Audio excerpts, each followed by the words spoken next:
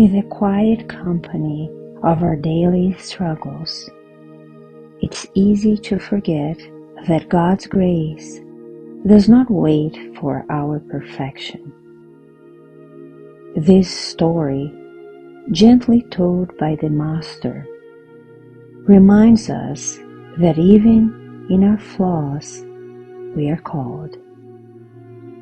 May these words calm your heart and renew your hope, as they did for the first disciples gathered in love and trust. Today's message comes from the book Jesus in the Home by Neio, Lucio, psychographed by the medium Francisco Xavier. Chapter 41, The Holy Incentive. The fraternal gathering at Peter's house had just begun, when Thaddeus complained angrily about his own weaknesses, stating to the Master, "How am I supposed to teach the truth if I still feel inclined to lies? What gives me the right to preach the good when I can see that I'm still stuck in evil?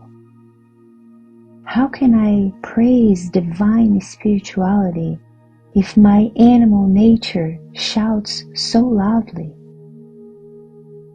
The disciple was not asking such questions out of despair or despondency, but out of his great passion for the good that he felt deep down. This was obvious from the inflection of bitterness with which he emphasized his words.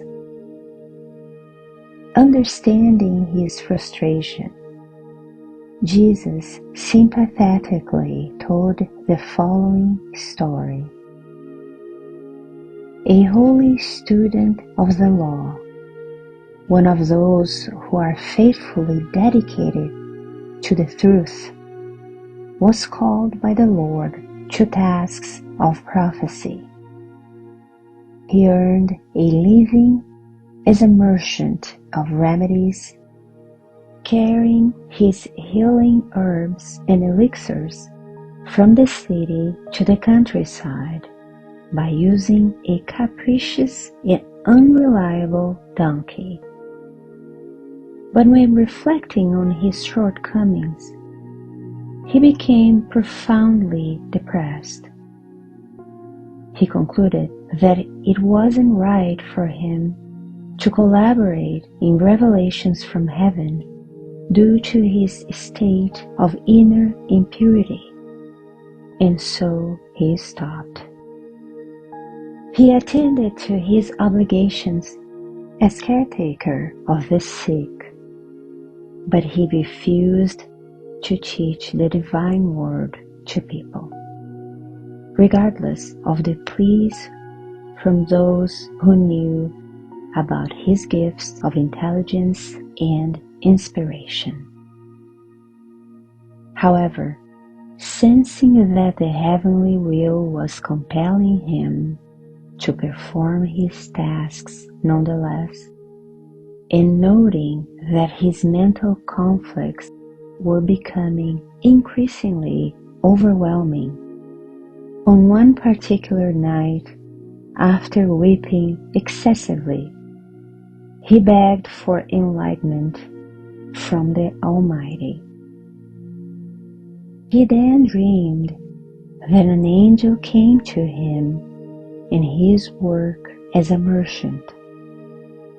He saw himself leading the headstrong donkey, bent under the weight of his valuable load on a green pathway, when the divine messenger questioned him kindly after the usual greetings. "My friend, do you know how many times this animal has kicked today?" "A lot," he responded without hesitating. "How many times has he beaten his stable mates?" The messenger continued, smiling. "And how many times has he insulted the decency of your house and brayed preposterously?" And since the dumbfounded disciple was unable to respond immediately, the angel considered. "Even so, he is an invaluable helper and should be kept. He carries medicines that save many sick people, distributing hope, health, and happiness." And fixing his lucid eyes on the disheartened preacher, he concluded, "If, under pretext of being rude and imperfect, this donkey were to refuse to cooperate with you, what would become of the sick people who wait trustingly for you?